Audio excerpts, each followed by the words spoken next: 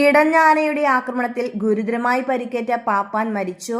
മുറുക്കാൻ മണി എന്ന പേരിൽ അറിയപ്പെട്ടിരുന്ന പാപ്പാൻ അന്തിക്കാട് മണിയാണ് മരിച്ചത്.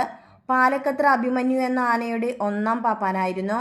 കഴിഞ്ഞ മാസം മാർച്ച് 5-ാം തീയതി ആലപ്പുഴ തിരുമണിമംഗലം മഹാദേവ ക്ഷേത്രത്തിലെ ഉത്സവത്തിനിടെ അഭിമന്യു ഇടഞ്ഞോടിയിരുന്നു. ഇടഞ്ഞ ആനയുടെ ആക്രമണത്തിൽ ഗുരുതരമായി പരിക്കേറ്റ പാപ്പാൻ ചികിത്സയിലായിരുന്നു. ഇടഞ്ഞോടി ദേശത്താകെ പരിഭ്രാന്തി സൃഷ്ടിച്ച അഭിമന്യു അന്ന് നിരവധി വാഹനങ്ങളും തകർത്തിരുന്നു.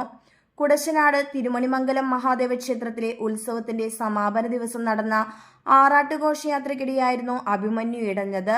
ഇടഞ്ഞോടിയ ആന പാപ്പാൻ മണിയെ എടുത്തെറിയുകയായിരുന്നു.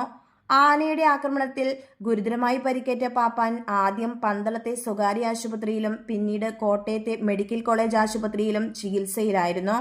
ചികിത്സയിലിരിക്കെ ഇന്ന് വെളുപ്പിനെയാണ് അദ്ദേഹം ഈ ലോകത്തോട് വിട പറഞ്ഞത്.